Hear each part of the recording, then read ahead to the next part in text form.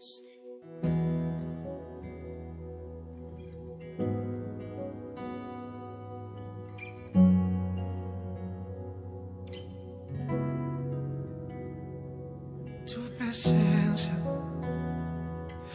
presencia aquí, aquí y ahora, aquí y ahora. El Evangelio según San Juan, nuevamente el capítulo 18.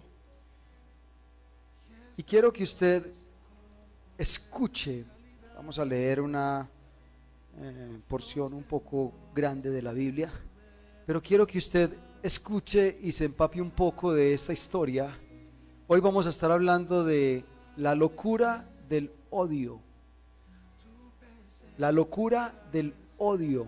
Definitivamente el odio es una locura que te lleva a hacer cantidad e infinidad de cosas. Vamos a hacer un fuerte énfasis hoy en todo lo que son los judíos como tal, ¿verdad? Lo que practicaban los judíos, el odio que desarrollaron los judíos por nuestro Señor Jesús. Vamos ahí el capítulo 18, versículo 28, ¿verdad?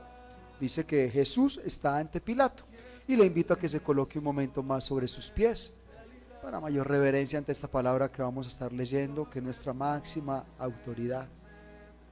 Dice la palabra del Señor: llevaron a Jesús de casa de Caifás al pretorio. Era de mañana y ellos no entraron. ¿Quiénes? Los judíos. Ellos no entraron en el pretorio para no contaminarse y así poder comer la Pascua.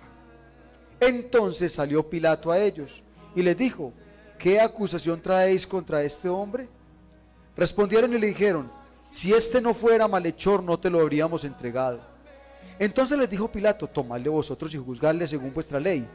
Y los judíos le dijeron: a nosotros no nos está permitido dar muerte a nadie, para que se cumpliese la palabra que Jesús había dicho, dando a entender de que muerte iba a morir.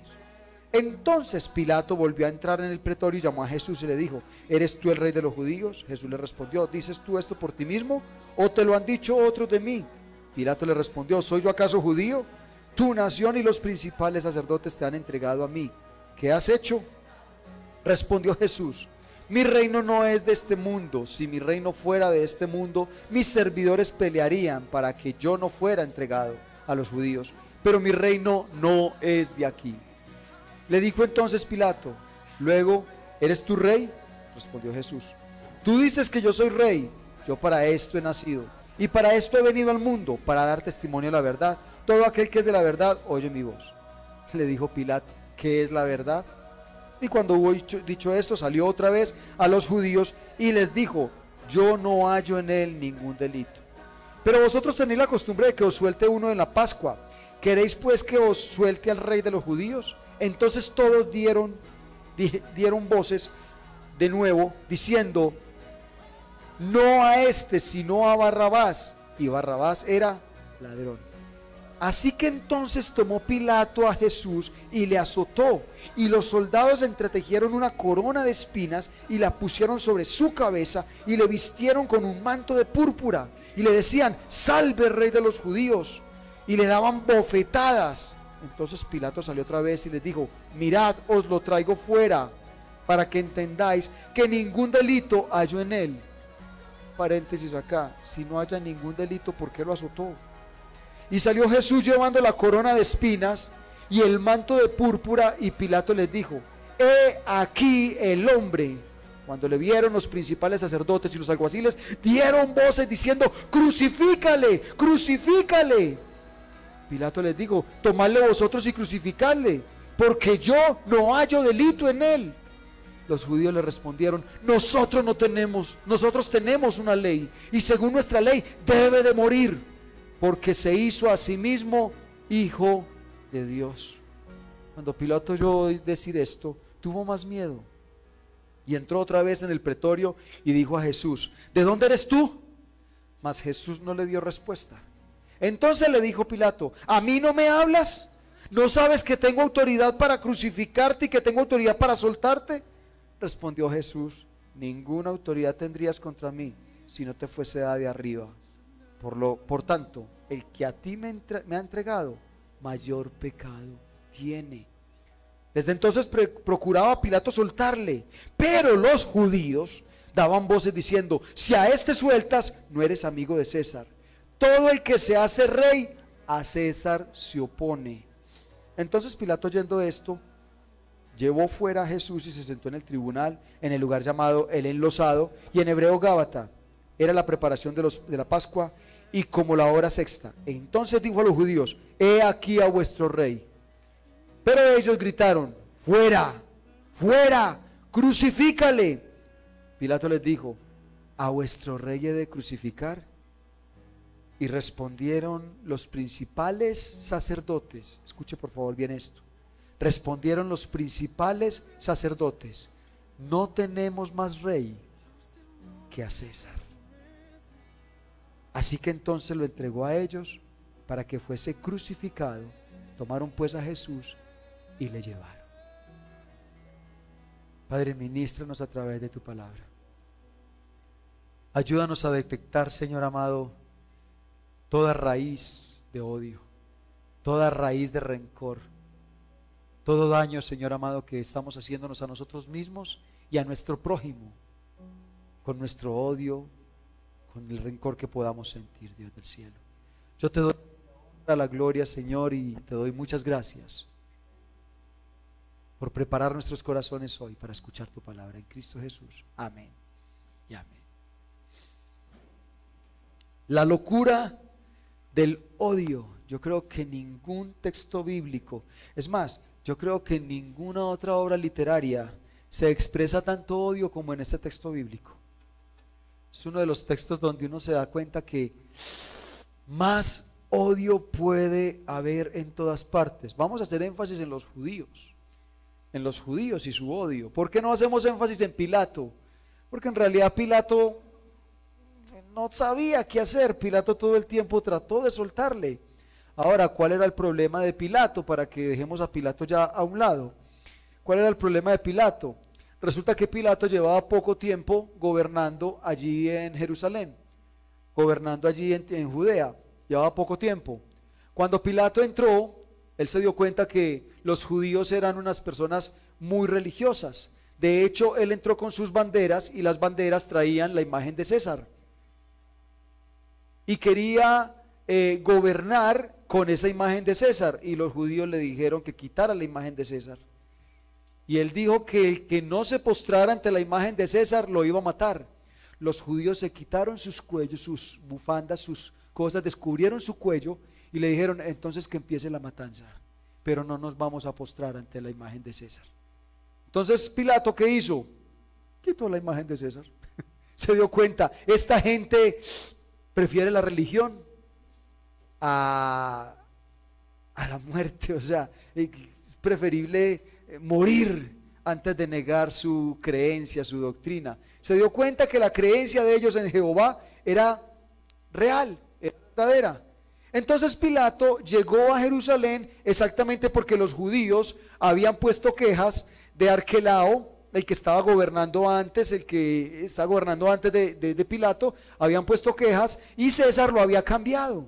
Entonces, si los judíos vienen y le piden y le exigen: usted nos tiene que hacer este juicio y lo tiene que crucificar, Pilato se ve en una encrucijada muy brava. Le hago caso a estos, y si no les hago caso, posiblemente hasta me hacen destituir. Así como hicieron salir a Arquelao, me pueden hacer salir a mí. Por eso Pilato tampoco se sentía en la libertad de decirles: qué pena con ustedes, yo no encuentro nada malo en él, lo voy simplemente a soltar. No podía tampoco hacer eso, porque entonces se podían venir los judíos en contra de él y también destituirlo de su cargo. Y a él le importaba un poco su cargo, ¿verdad? ¿Qué es el odio? ¿Qué es el odio en primera instancia? Dice el diccionario Wikipedia, ok, escuche por favor la definición secular de lo que es el odio: un sentimiento profundo y duradero. Escucha las dos características que nos da Wikipedia para empezar. Es un sentimiento profundo, de manera que no siempre se ve, pero duradero. tiene una paciencia ahí guardadito, ahí quietecito, ni usted lo nota. Usted ni cuenta se da que todavía está ahí. Pero ahí está, ahí está. Y el momento menos pensado, ¡plum!, explota nuevamente. Es un sentimiento profundo y duradero, intensa expresión de animosidad, ira y hostilidad hacia una persona, grupo u objeto. Ahora la Real Academia de la Lengua dice antipatía y adversión hacia algo o hacia alguien cuyo mal se desea. Yo no sé si a usted alguna vez le ha pasado, o solamente me ha pasado a mí, que usted, ojalá y le vaya.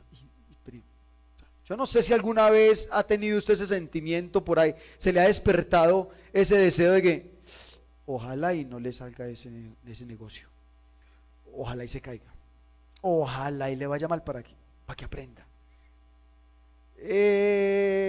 Bueno, no le voy a decir levante la mano quién ha dicho eso, quién lo ha sentido, pero examínese, porque si usted alguna vez ha tenido un pensamiento parecido a esos, posiblemente usted en su interior, en el profundo interior de su corazón, usted siente odio por esa persona. Porque es que es un sentimiento profundo, y el hecho de que sea profundo quiere decir que a veces ni lo notamos. A veces usted dice, ay, espera que se equivoque, ojalá y le vaya mal en ese tiempo que va a estar. O sea que usted sí lo odia, usted quiere que le vaya mal. Aquí está diciendo la Real Academia de la Lengua, hacia alguien cuyo mal es deseado. Usted desea que esa persona no prospere, que esa persona se quiebre, que esa persona le vaya mal o que esa persona le pase algo, ¿verdad? Y si vemos el texto bíblico, pues obviamente aquí nos está hablando de mucho odio. Ahora, ¿de dónde nace el odio de los judíos? ¿De dónde nace toda esta historia que ellos sentían? Obviamente estamos hablando de un odio acumulativo, que aquí ya estamos desbocándolo en una histeria de odio. Lo que los judíos están representando acá es lo que podemos llamar una histeria de odio. Y créame, tarde que temprano, el odio que usted tiene en lo profundo, en lo oculto de tu corazón, tarde que temprano va a destallar en una histeria de odio. Tarde que temprano usted va a buscar la forma, o su corazón, su cuerpo físico, todo su ser va a buscar la forma de estallar ese odio, ese rencor que usted tiene en el corazón. Y por eso tenemos que cuidarnos, porque surgen ciertos efectos, los vamos a mirar enseguida y nos vamos a dar cuenta si nosotros también en cierta forma podemos tener en lo profundo ese odio. Partamos de una base. Los judíos tenían las manos atadas. Los judíos tenían las manos atadas. ¿Por qué? Un judío no tenía la autoridad para matar. Esa autoridad le fue quitada al pueblo de Judea. Esa autoridad se la quitó ¿quién? Roma. Los romanos habían dicho 40 años atrás de que el derecho a la vida era exclusivo de Roma. El derecho a quitar la vida. Entonces un romano regularmente no podría matar a alguien. Casi siempre violaban esa ley. ¿Cómo la violaban? Esteban. ¿Cómo mataron a Esteban? Apedreado en el libro de Hechos. Lo cuenta, ¿verdad? El libro de Hechos nos cuenta que a Esteban lo apedrearon. Si los judíos mataban a alguien, la forma de ejecución era apedreado. Si los romanos mataban a alguien, la forma de ejecución era crucificado. Esa es la diferencia entre la ejecución de un judío y la ejecución de un romano, ¿verdad? Pero los judíos habían perdido su derecho a ejecutar, o sea que ya a nadie lo podían lapidar, a nadie lo podían apedrear, ¿verdad? Sin embargo, por allá lo hacían a cada rato, cada que les daba por romper la ley. En el caso de Jesús, ellos no quisieron romper la ley, y por eso tenemos el versículo 31, donde viene y dice: entonces les dijo Pilato, tomadle vosotros y juzgadle según vuestra ley. Y los judíos le dijeron: a nosotros no nos está permitido dar muerte a nadie. Escuche eso, a nosotros no nos está permitido dar muerte a nadie. Aquí tenemos dos conclusiones ya en ese mismo versículo 31. Primero, los judíos definitivamente no les era permitido matar. Segundo, los judíos definitivamente habían definido que la situación de Jesús iba hasta la muerte. Ellos no llevaron a Jesús ante Pilato para que lo enjuiciara, sino para que lo matara. Estamos hablando de una histeria, una expresión de odio impresionante. Pero entonces el versículo 32 aclara, para que se cumpliese la palabra que Jesús había dicho, dando a entender de qué muerte iba a morir. Estaba escrito, inclusive, no solamente Jesús lo había dicho, sino que también estaba escrito que era necesario que el Hijo del Hombre fuese levantado, crucificado, ¿verdad? Entonces él tenía que morir bajo la ley romana, no bajo la ley judía. Y eso le daba una rabia a los judíos, que tuvieran las manos atadas para poderlo hacer. Y entonces, ¿qué quisieron? Ellos querían matar a Jesús, pero como no podían dictar muerte a Jesús, entonces pidieron a los romanos que hicieran el trabajo por ellos. Entonces le pidieron a Pilato que por eso llevaran a Jesús ante Pilato. Si solamente lo quisieran enjuiciar, si solamente lo quisieran azotar, si solamente quisieran aporrearlo un rato para que aprenda y no lo vuelva a hacer, eso lo hacen ellos. Pero si lo llevaron ante Pilato era porque estaban apelando a la ley romana para oficialmente poderle dar muerte. Ya ese dictamen estaba hecho. ¿Y qué fue lo que impulsó? ¿Qué fue lo que animó ese dictamen? El odio. El odio que habían acumulado durante mucho tiempo. ¿Qué fue lo que hizo ese odio? Y mire estas características, esos efectos del odio en el corazón del hombre. Primer efecto, yo quiero que usted vaya un momento al capítulo 19, versículo 6. Quiero leer desde un poquito antes, desde el versículo 2. El versículo 1 del capítulo 19 dice, así que entonces tomó Pilato a Jesús y lo azotó. Cuando estamos hablando de azotar, ya creo que tenemos varias referencias y nos han contado varias veces lo que significa azotar a una persona en la época romana. Unos azotes que tenían en la parte de adelante huesos o algo que llamaban uña de gato, que cuando pegaba se agarraba de la piel y al jalar desgarraba la piel.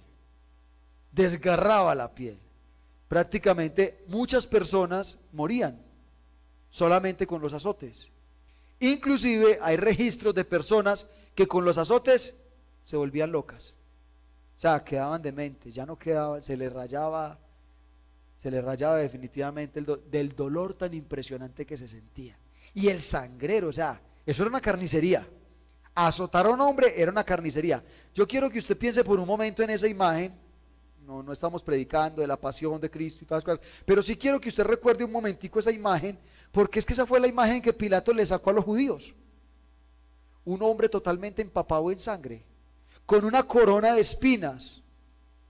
Entonces viene, le colocan la corona, le chuzan la cabeza y su rostro. Mire, la sangre es lo más escandaloso. Si no, vea, yo ahorita tocando y caí no es capaz de terminar. Una cortadita que me hice anoche y eso casi no me deja tocar el piano, que ahí no me deja, porque la sangre, eso se llenó ahí de sangre. Y yo, venga, traigan papel, que eso hay que le hacer una limpieza acá, por una cortadita chiquitica. Ahora imagínese usted un boleo de cortaditas acá alrededor de la cabeza botando sangre. ¿Cuál era la imagen que estaba proyectando en ese momento Pilato? Y entonces dice que le azotó. Los soldados entretejieron la corona de espinas, se la pusieron, y le decían, salve rey de los judíos. Entonces, verso 4 dice, entonces Pilato salió otra vez y les dijo, mirad, os lo traigo fuera para que entendáis que ningún delito hallo en él. Y volvemos a repetir lo mismo ahorita. No hallo ningún delito y ya lo tengo hecho despojos. No hallo ningún delito y ya le pegué la azotada del siglo. ¿Para qué? Para que ustedes se calmen, para que ustedes ya lo vean botando sangre, lo vean despojado, lo vean con su cara ensangrentada, lo vean con la espalda vuelta a nada, lo vean con su cuerpo hecho un desecho, y se calmen y se tranquilicen y ya dejen la guada. Y salió Jesús llevando la corona de espinas y el manto de púrpura, y Pilato les dijo: he aquí al hombre. Verso 6. Cuando le vieron los principales sacerdotes y los alguaciles, dieron voces diciendo: crucifícale, crucifícale. ¿Qué hizo el odio en primera instancia? ¿Qué fue lo que hizo el odio? Lo primero que causó, por favor, bájale volumen a todo menos al micrófono. Lo primero que causó es una pérdida, diría yo, una pérdida de toda clase de razonamiento. Es que no se respetan ni los derechos humanos. Es que aquí no se respetó, no hubo sensibilidad, los derechos humanos fundamentales, no hay misericordia. Todo se piensa, se ve y se escucha distorsionadamente a través del lente del odio. Cuando usted odia a una persona, usted esquematizó a esa persona de tal manera que esa persona puede cambiar, tiene derecho a una segunda oportunidad, y usted en su mente ya dijo: no, no puede cambiar, él es malo, ella es mala. Lo duro que es cambiar eso, lo duro que es quitar eso. Una persona llega tarde la primera vez y de ahí en adelante es incumplido. Y va uno a ver y es verdad, sí es incumplido. Pero cuando decide llegar temprano, milagro. Usted ya tiene algo acumulado. Y puede llegar temprano de ahí en adelante. Los siguientes 2 meses, ya se convierte en incumplido. Pero vení, pero ¿cuánto tiempo llevo haciéndolo bien? Usted es descomedido. Usted es una persona descomedida. Y por más que usted quiera venir, colaborar, ayudar, cambiar, transformar su estilo de vida, cuando usted ya se ganó eso, hay cierto rencor, hay cierto odio, hay cierto dolor en el corazón de las personas que hace que esa persona no sirve para nada. Esa persona no colabora. Esa persona no es así. Y yo no sé, iglesia, pero cuando yo vi esto, yo me di cuenta, Dios mío bendito, cuando nosotros esquematizamos a las personas, también eso es uno de los significados, es una de las razones, es una de las expresiones, es uno de los efectos de un odio, un rencor, un dolor que tenemos en contra de ellas. Esa persona no puede cambiar. Y esto los llevó a estos judíos a una forma, después de verlo azotado con una corona de espinas, gritar: es que crucifíquenlo, por Dios.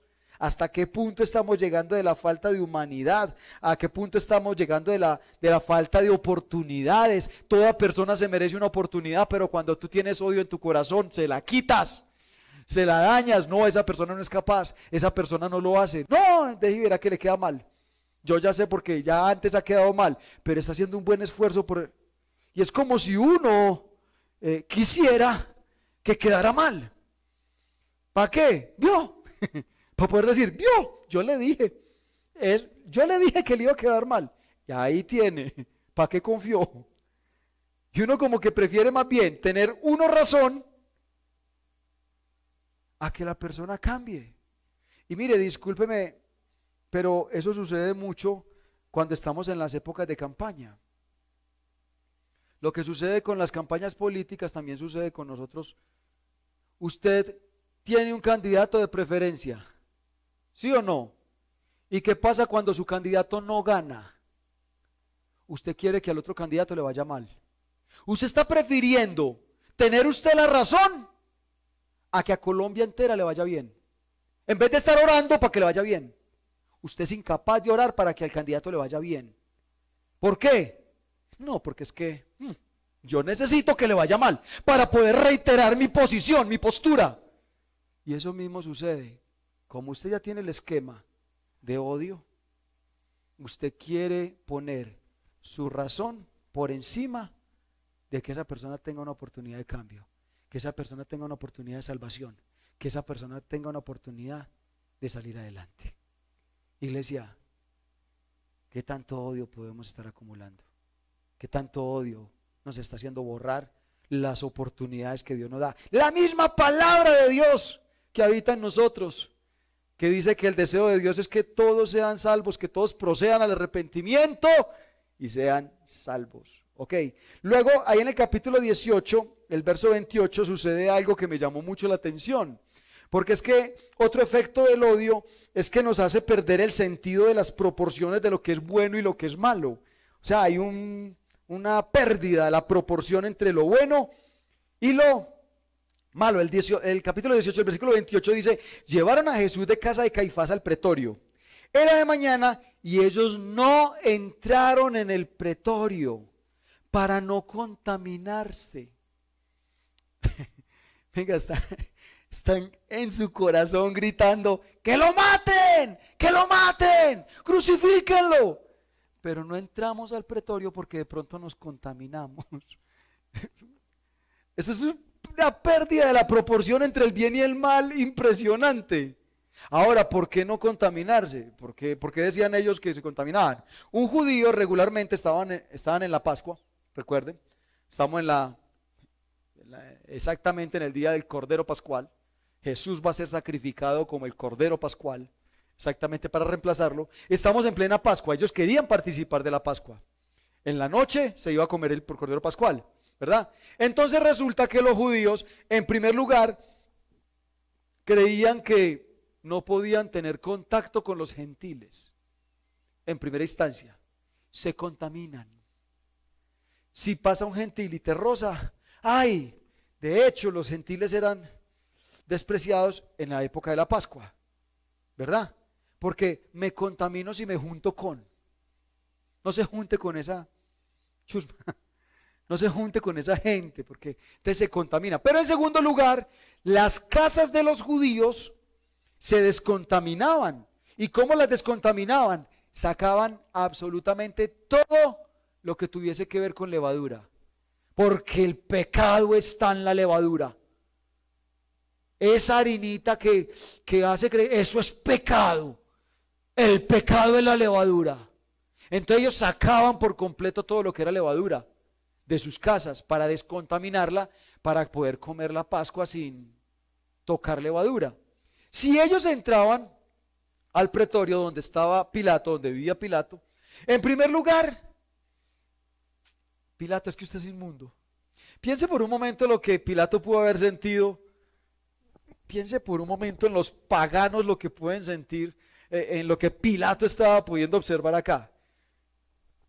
No entras que porque yo no te puedo tocar porque te contamino, pero venís aquí con tu corazón y con tu lengua envenenada a querer crucificar a un inocente y eso no te contamina. Pues Pilato pudo haber estado diciendo: estos judíos, ¿qué? Estos judíos hipócritas, ¿qué? Por Dios, ¿cómo le ocurre? Yo creo que hasta Pilato era más cristiano en ese momento que ellos. Pilato creía más en Jesús que ellos. Pilato creía más en Dios. Por favor, apelamos a la misericordia de su Dios. Pero el corazón estaba tan contaminado, pero no se podían contaminar. No se podían contaminar. Porque entonces si entraban, de pronto había algún pan por ahí. Algún pan por ahí hecho con levadura. Ay, nomás míralo ya. Ay, me contaminé. Ay. Eran extremistas los judíos, porque inclusive decía, si ellos se llegaban a contaminar en las horas de la mañana, eso lo solucionaban en las horas de la tarde simplemente con un baño. Esa era una de las contaminaciones que la ley decía era más fácil de limpiar. Ellos podían tranquilamente haber entrado al pretorio, si se contaminaban, se pegaban un baño al mediodía y para la noche ya estaban preparados para la Pascua. Pero no, la ley extrema dice me preocupo en gran manera, soy meticuloso con la ley y con sus detalles, pero al mismo tiempo quebranto la ley del amor, de la misericordia y del perdón. El odio hace eso. El odio te hace distorsionar, te hace pensar, te hace borrar toda clase de proporción entre lo bueno y lo malo. Esto es bueno siempre y cuando colabore para mis metas, colabore para mis propósitos. Es que es por una buena causa. Es que es para darle una lección. Es para que le vaya mal. Si usted tiene que ponerle zancadilla, le pone zancadilla. Es que es una zancadilla santa. Para que se caiga y entonces aprenda que tiene que andar bien, que tiene que andar diferente. Es que yo se lo estoy diciendo, es por su bien. Mire, cuando usted tiene odio en su corazón, usted no sabe qué es lo bien. Usted no sabe qué es lo bueno y qué es lo malo. Usted simplemente, todo lo que colabore, todo lo que aporte con su odio, todo lo que aporte con su razón, con todo lo que aporte con su pensamiento, para usted es bueno. Se le olvida la misericordia, se le olvida la bondad. Entonces aquí tenemos una desproporción impresionante. Ser muy meticuloso con la ley y con sus detalles, pero al mismo tiempo quebrantar la ley del amor, la misericordia, el perdón. Eso es lo que hace el odio. Ahora, otra cosa importante que nos lleva a hacer el odio, otro efecto del odio en nuestro corazón. El odio nos lleva a justificar nuestras acusaciones aún con infinidad de mentiras. El odio te lleva a justificar tus acusaciones aún con infinidad de mentiras. Mire el capítulo 19, verso 7. ¿Qué dice? Los judíos le respondieron: nosotros tenemos una ley, y según nuestra ley debe morir, porque se hizo a sí mismo hijo de Dios. Partamos de una base. Jesús no se hizo a sí mismo hijo de Dios. Jesús era el hijo de Dios. Pero dice Filipenses que él no tomó el ser hecho hijo de Dios, no tomó el ser igual a Dios como cosa que aferrarse, sino que, ¿qué dice? Se despojó a sí mismo, tomando la imagen de hombre, haciéndose hombre para morir por nosotros. Él se despojó de esa posición de Dios. Aquí los judíos lo están acusando de que se hizo hijo, que él mismo dijo que era hijo de Dios, ¿verdad? Pero en segundo lugar, en el capítulo 19, el verso 12, dice: desde entonces procuraba Pilato soltarle, pero los judíos daban voces diciendo: si a este sueltas, no eres amigo de César. Todo el que se hace rey, a César se opone. Jesús se hizo rey. Jesús constantemente se estuvo negando a la posibilidad de hacerse rey. Cuando multiplicó los panes en San Juan capítulo 6, ¿qué querían hacer después con él? Nombrarlo rey. Él es el rey que necesitamos. Nos da comida, nos da pan. Este es el que necesitamos. ¿Y Jesús qué les dice? Ustedes me están buscando por el pan. Cuando trataban de tomarlo para hacerlo rey, Jesús los confrontaba. Y era interesante porque ellos llegaban a querer hacerlo rey. Jesús los confrontaba de una manera tan fuerte que unos minuticos más tarde ya querían apedrearlo. Ya querían matarlo. Ya querían hacerlo difunto. Jesús se negó siempre a la posibilidad de ser rey. Pero estos hombres lo querían culpar. Ahora, los judíos ya habían determinado que Jesús era culpable, pero ni siquiera ellos entendían de qué. Y escuche bien eso. Los judíos ya habían determinado que Jesús era culpable, pero ni siquiera ellos sabían de qué. Y era tanto el odio que tenían que gritaban: crucifíquenle. Y cuando Pilato les preguntaba: ¿pero por qué? La pregunta básica, la pregunta elemental que deberíamos hacernos en medio del odio: ¿pero por qué? Ellos: porque sí, porque. Mire, si usted se pone a analizar muchas veces las discusiones y peleas que usted tiene, y aquí ya nos estamos metiendo al rancho, aquí ya nos estamos metiendo al rancho, a la casa misma. ¿Y usted por qué está enojada? Porque sí. Y usted está enojada. Y usted se paró de la cama y se paró enojada. O se paró enojado. Se paró aburrido. Empezó una discusión que eso terminó en una cosa que Por la noche terminaron durmiendo cada uno en su lado. Pero usted se pone a analizar por un momento, ¿cuál fue la raíz verdadera del problema? ¿Cuál fue la raíz de la discusión? No la hubo. Ah, porque es que él es muy insensible. Solamente hoy fue insensible. Tal vez él ha sido insensible siempre y usted lo ha aceptado así. El problema es que hoy usted amaneció de pelos parados, de mal genio, o se levantó con el pie que no era. Pero en realidad, ¿cuál es la razón? No, es que ella no me atiende. Pues es que va a ver lo que hizo hoy, es lo mismo que hace todos los días, solamente que hoy llegaste con una actitud diferente. Hoy dejaste fluir tu odio. Y tú no tienes razones verdaderas. Si tú te das cuenta cuál es la razón verdadera del problema, yo te la voy a dar. Yo te voy a decir cuál es la razón verdadera. Odio.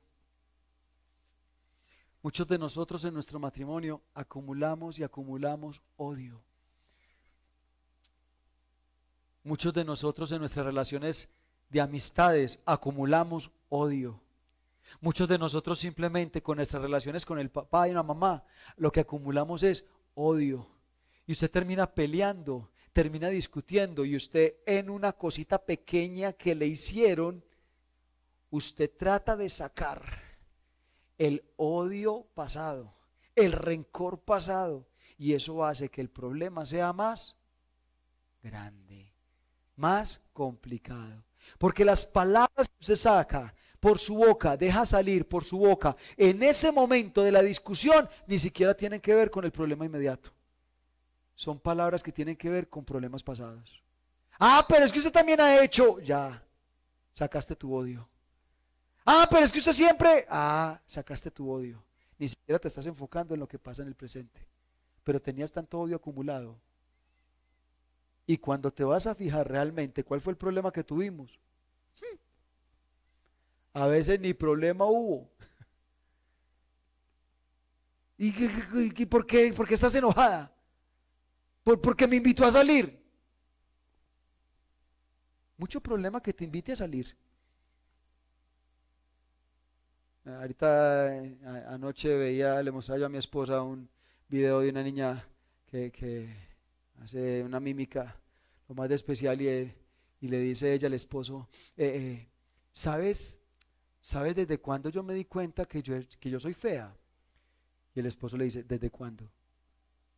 O sea que sí soy fea. Y se armó el problema. Venga, usted es la que está preguntando, ¿cómo así? ¿Sabes desde cuándo me di cuenta que soy fea? Y él, ¿desde cuándo, mi amor? O sea que sí soy fea. Y ya con eso tuvo para sacar un montón de cosas. Sí, en realidad uno muchas veces saca y aprovecha para sacar una cantidad de cosas. Nos lleva a justificar nuestras acusaciones. Nos lleva a justificarlas aun cuando no tenemos los argumentos correctos. Ahora, la parte más triste de esta historia es cuando el mismo odio, tú lo dejas crecer, tú lo dejas germinar. El odio es como una planta, ¿verdad? Tiene raíz, tiene tallo y tarde que temprano va a dar fruto. Tarde que temprano va a dar fruto. Y lo que usted va a ver no es la raíz, no es el tallo, usted va a ver el fruto. Pero en realidad lo que usted tiene que arrancar no es el fruto, usted tendría que arrancar la raíz. Cuando usted no hace eso, cuando usted sigue dejando que ese tipo de discusiones se sigan acumulando, llega un momento donde, es que sí, todo es una discusión, todo es un problema, todo es una pelea injustificada. ¿A qué punto puede llegar el ser humano? ¿A qué punto podemos llegar con nuestro odio? Versículo 15 del capítulo 19 dice, pero ellos gritaron, fuera, fuera, crucifícale. Pilato les dijo, a vuestro rey he de crucificar. Y escuche esta expresión. Respondieron los principales sacerdotes. No fueron los judíos solamente, fueron exactamente los principales sacerdotes. No tenemos más rey que a César. Esta es una renuncia total a todo principio espiritual. ¿Sabe cómo es la historia del pueblo de Israel respecto a esto con el César? En primer lugar, todo empieza en 1 Samuel. En el capítulo 12 de 1 Samuel, Samuel le dice en su discurso, le dice al pueblo: Jehová vuestro Dios será vuestro rey. Jehová vuestro Dios será vuestro rey. Y el pueblo entendió que Jehová iba a ser su rey. Cuando Gedeón ganó la batalla, cuando Dios utilizó a Gedeón en el libro de los jueces para ganar la batalla y levantarse contra los madianitas, y bueno, en fin, y cuando ya ganó la batalla, lo quisieron hacer rey. Y Gedeón mismo, ¿qué dijo? No, que aquí gobierne Jehová.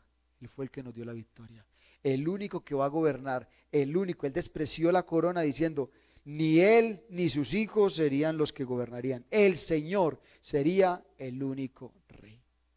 Cuando los romanos llegaron a invadir Jerusalén, quisieron hacer un censo de los judíos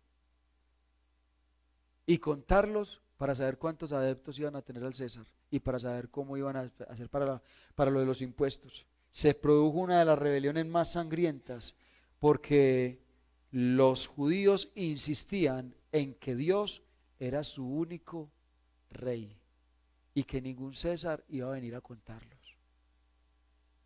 Ellos defendieron su religión a capa y espada, generación tras generación. Y ahora,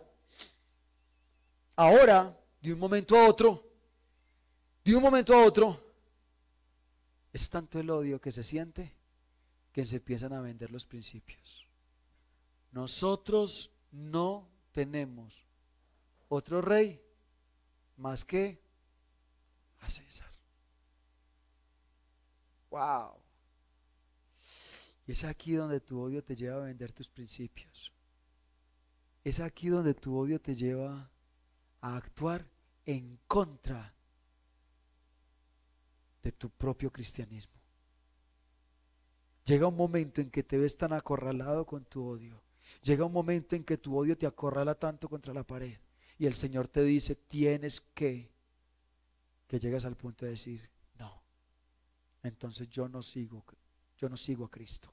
Entonces yo no sigo a Dios. Entonces yo vendo mis principios. Entonces no voy con ese tema. No quiero.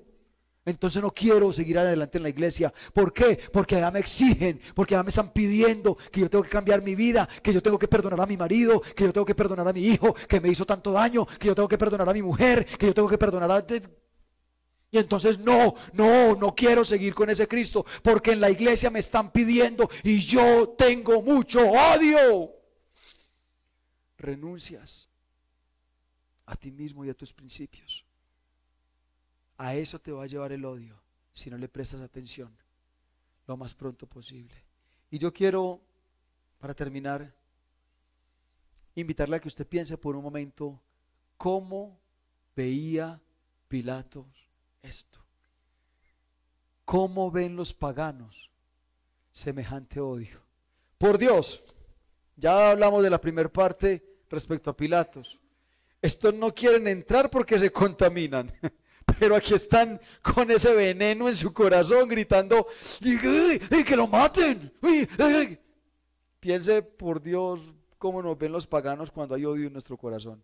Estos van a la iglesia que a santificarse, pero vienen aquí y no pueden ocultar el odio que tienen por la familia, no pueden ocultar el odio que sienten por nosotros, no pueden ocultar el desprecio, pero sí, siguen yendo a la iglesia a cantar, a adorar, a muy santos, muy puros. Y ahora, piense por un momento en Pilato nuevamente. Llega un momento donde, ¿cuánto tiempo? Recuerden la historia que les conté ahorita. Pilato entró. ¿Con qué? Con los emblemas del César. ¿Y qué dijeron los judíos? No tenemos otro Dios más que a Jehová. Y entonces ahora resulta que Pilato se da cuenta que es tanto el odio que sienten por Jesús, que de un momento a otro está escuchando, están entrando estas palabras por los oídos de Pilato: nosotros no tenemos otro rey sino a César. ¿De qué se dio cuenta Pilato? Ahora tengo de a dónde agarrarlos. Es tanto el odio que tienen que van a poner su odio por encima de su creencia, por encima de su doctrina. Ahora sí, ya sé con qué los manipulo. Le dieron a Pilato la razón perfecta, la razón exacta, la razón, el motivo para decir: mire, de ahí en adelante, ¿qué hizo? Ellos gritaron: no tenemos más rey que a César. Verso 16. Así que entonces lo entregó a ellos para que fuese crucificado. Con eso lo convencieron. Ah, no, si yo les mato a este y ustedes me van a servir como yo estoy esperando siempre que me sirvan. Y créame, Satanás feliz. Ah, no. Si yo a usted le complazco su odio, usted me va a seguir sirviendo a mí y usted va a seguir siendo de los míos. Hágale, yo le complazco. Yo le doy gusto. Hágale, que le vaya mal a esa persona. No hay un problema, yo le doy gusto. Satanás te da gusto, te consiente, con tal que tú sigas siendo de él.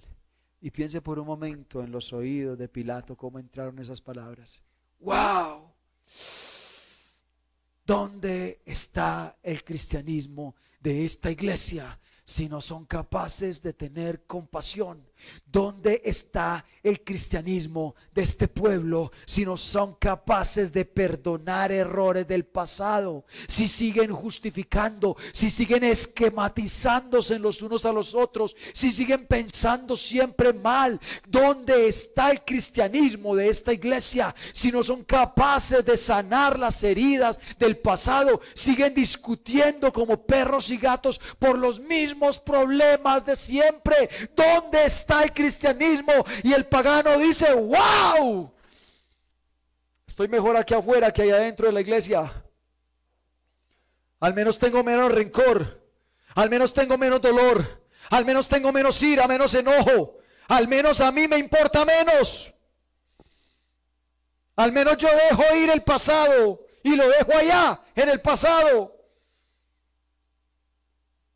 Pero estos cristianos no han podido entender. Pero estos cristianos no perdonan. Estos cristianos acumulan. Y el día menos pensado explotan. Y cuando explotan, explotan de la peor manera. Iglesia, ¿sabes qué dice la palabra de Dios? No dejes que se ponga el sol sobre tu enojo. Y esa es la antítesis total de esta predicación. La palabra de Dios te dice: antes de que tardezca, antes de que se ponga el sol, antes de que se desaparezca el sol, arregla tu enojo, sana tus heridas, sana tu corazón. Si estamos hablando de la familia, si estamos hablando de la pareja, no dejes que llegue la noche sin tú haber descargado lo de hoy. Mira, es que hoy me trataste mal, es que hoy me hiciste mal. No acumule, no guarde odio, no recoja odio, no permita que el odio siga acumulando, porque mañana eso va a ser acumulativo. Y recuerde, tiene esa capacidad de permanecer el odio en el corazón de uno, pero la palabra de Dios dice: no, usted lo puede sacar. Sáquelo todos los días, bote la basura. No permita que el enemigo triunfe cuando usted se acuesta enojado con su hijo, cuando usted se acuesta y lo último que usted habló con su hijo fue un alegato, una discusión, una pelea, cuando lo último que su hijo vio fue un plato volando hacia él, cuando lo último que su esposo vio fue el sartén puesto en la cara. No. La palabra de Dios dice: no se ponga el sol sobre vuestro enojo. Sane, no permita que hayan raíces, para que así usted todos los días pueda ver a la persona de una forma diferente. Pueda ver a la persona como alguien a quien Dios está trabajando. Iglesia, yo no confío en muchas personas. Yo confío en la obra que Dios hace en esas personas. Y si tú me dices y me preguntas, ¿usted confía en mí? Yo le voy a decir no. Y lo que le recomiendo es, usted tampoco confía en mí. Porque lo que va a acumular es odio. Si usted se casó confiando en que esa persona le va a hacer feliz, quien se equivocó fue usted, no esa persona. Pero usted se casó creyendo en que esa persona es temerosa de Dios y que todas las cosas que esa persona tenga malas, Dios las va a ir transformando. Le creemos a la obra restauradora de Dios y por eso no acumulamos odio. Yo le quiero invitar a que usted en este momento, iglesia, renuncie al odio. Y piense en esa persona que usted odia y tal vez usted no siente que la odia. Pero no más el hecho de tener el esquema de esa persona. Piense en esa persona que usted ya sabe, esa persona no colabora. Y dígale al Señor, ayúdeme a quitar ese esquema de odio. Esa persona que usted sabe, esa persona es incumplida. Esa persona dice sí y mañana dice no. Esa persona es de doble ánimo. Eso que usted ya esquematizó, yo le quiero invitar a que en este momento lo presente delante de Dios y le diga, Señor, quítame ese esquema. Yo quiero volver a mirar a esa persona y decir, te amo. Y sé que Dios va a hacer una obra sobrenatural en ti, así como la ha hecho en mí. Te amo. Y no te esquematizo. No te sesgo con ningún preentendimiento. Dígale al Señor, ayúdame a quitar ese preentendimiento de mi corazón. ¿Cuántos de nosotros estamos atando a nuestros hijos con palabras necias de odio? Con palabras necias de odio. Es que usted es un bueno para nada, es que usted nunca colabora, es que usted... Y yo le quiero invitar a que en este momento usted sane su corazón de todo odio y de todo preentendimiento y pueda empezar a decir en el nombre de Cristo Jesús, yo declaro que esos hijos son de bendición y que esos hijos van a cambiar porque el Señor es el que está haciendo la obra en ellos, porque yo confío en Dios, yo le creo a un Dios todopoderoso que me ayuda a sanar mi odio, que me ayuda a sanar todo mi entendimiento, mi preentendimiento en contra de las personas, en contra de los que estén a mi alrededor. Tú eres mi sanador, tú eres mi sanador, el que restaura mi ser, el que restaura mi mente respecto a los demás. Eso solo lo puede hacer Cristo. Y hoy estamos invocando la presencia de Dios. Piense en esa persona, iglesia, piense. El Señor te está diciendo, hoy, antes de que caiga el sol, tú tienes que estar cero, te tienes que estar en ceros con esa persona. Piensa cuántas veces has dado mal testimonio por el odio y el dolor que sientes en tu corazón, por esos seres, por esas personas. Y el Señor te dice hoy, tienes que estar en cero para que puedas mirar nuevamente a la cara y decir, empecemos de nuevo. Volvamos a iniciar. Démosle a Dios una nueva oportunidad en nuestras vidas. Démosle a Dios una nueva oportunidad en nuestra relación, ya sea de amistad, ya sea de amor, ya sea de parentesco. Démosle a Dios una nueva oportunidad en nuestra relación. Y si la persona te dice yo quiero cambiar, con mayor razón, en el nombre de Cristo Jesús, toma esa palabra y dile, Señor, ya cambió. Señor, ya dio el primer paso, ya cambió. No hay odio, no hay rencor. Créele a tu Dios, créele a Jehová tu Dios. Él es el que está operando para quitar el odio, para quitar todo sentimiento que te está atando. Amén.